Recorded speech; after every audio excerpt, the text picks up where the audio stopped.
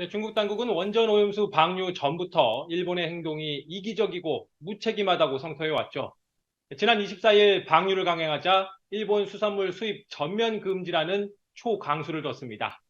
당일 저녁 중국 장시성의 한 공원에선 반일 집회가 벌어졌고 일본 단체 관광 취소나 불매 운동 조짐도 보입니다. 일식집에서 일본이란 두 글자를 지우거나 아예 자진 철거하고 중식당으로 개조하겠다는 업주도 나타났습니다.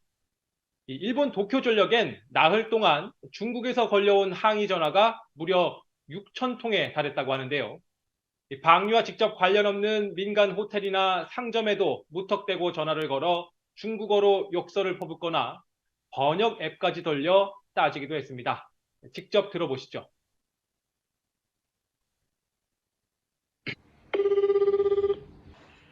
あなたたちはなぜ汚水を排出するのか。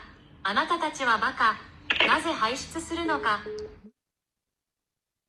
네, 또 칭다오 일본 영사관 앞에 욕설로 낙서가 등장하는가 하면 어린이들이 다니는 일본인 학교에 벽돌과 달걀이 날아들었습니다.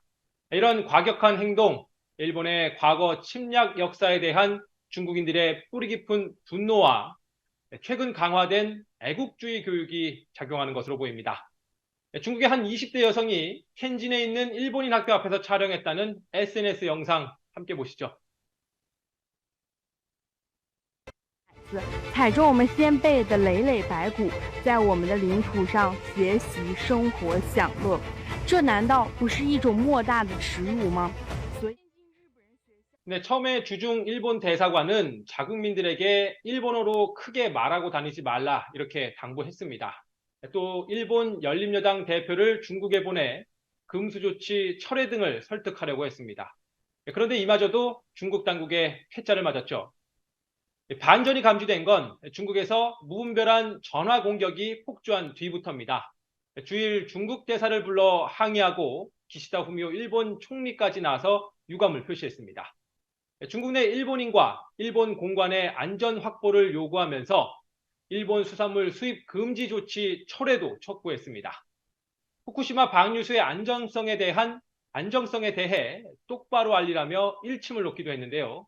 일본 정부 대변인 격인 관방장관의 말 직접 들어보시죠. 中国側に対しては、国民に冷静な行動を呼びかけると、適切な対応を行うとともに、処理水について正確な情報を発信することを強く。 네, 그러자 주일 중국 대사는 자국 공관도 일본에서 걸려온 전화 공세에 시달렸다며 맞불을 놨습니다. 중국 관영 환구시보는 오염수 방류로 수세에 몰린 일본이 중국인들의 분노를 과장해 국면 전환을 시도하고 있다고 주장하기도 했습니다. 네, 후쿠시마 오염수 방류가 시작된 지난 24일 그 새벽에 북한이 위성 로켓을 쏘아 올렸죠. 이틀 뒤 유엔 안전보장이사회가 소집됐는데 이 자리가 오염수 공방전으로 바뀌었습니다.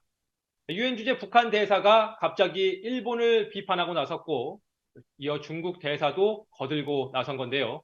직접 들어보시죠.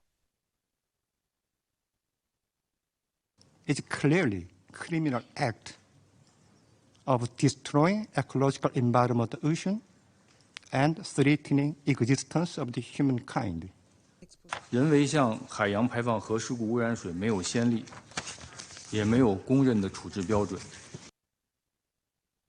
네, 러시아 측은 이 자리에서 별다른 입장을 밝히지 않았지만 이 안정성 평가를 강화해서 방사능의 기준치를 넘길 경우 일본 수산물 수입 제한에 나설 수 있다는 입장입니다. 우리나라의 경우 최근 한일 관계 회복 과정에서 오염수 방류에 동조한 상태죠. 미국은 일본의 방류 계획이 과학적이라며 공식 지지 성명을 내기도 했습니다. 그러자 중국은 미국이 올해 상반기 일본 농림수산물 수입을 5,700만 달러나 줄였다며 이중잣대를 지적하기도 했는데요. 동북아시아 신냉전 구도 속에 해양 환경 문제를 두고도 각국의 입장이 엇갈리고 있습니다. 지금까지 베이징에서 전해드렸습니다.